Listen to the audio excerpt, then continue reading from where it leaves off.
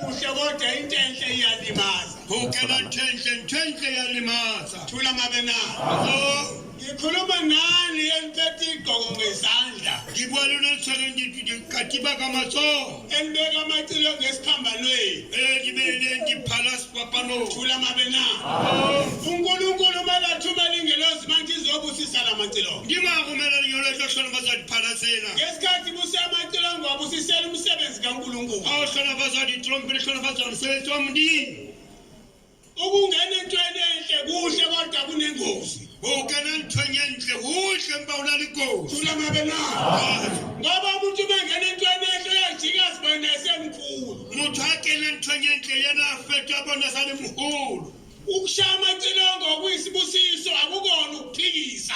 Uwata trompete yakithona faza sona ukuphikisa. Futhi into yokuvuma kakhulu ngoba abapostoli nizongena emacilongo manje ningangena abantwana nizongena manje. Utabona pastor yakena mutoma sakamba likena sona utakena jwa. Ngoba niphethe umsebenzi kaNkulunkulu. Uba liswele umsebenzi wamndini. Nina-ke nizisebenzi zikaJehova.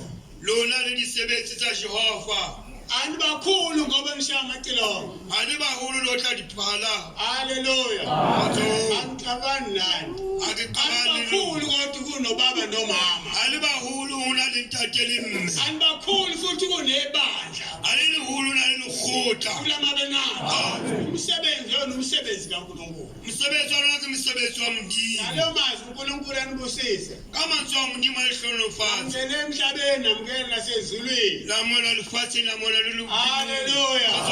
Izothandazana obaba behle babusisa amacilongo. Ngiyaqaphelanga bontate bathohlolo basediphala. Ukuthi ke kuze babusise amacilongo obaba. Bahlala basediphala bontate. Sizozwa kahle ukuthi impela mase busisiwe bese ninyathelisa le tate ikhuluma manje. Khata utante seliqedile waseliqede uhlolo faza liphaleni. Hathe lisentweni embuka ke ntate hana jwala.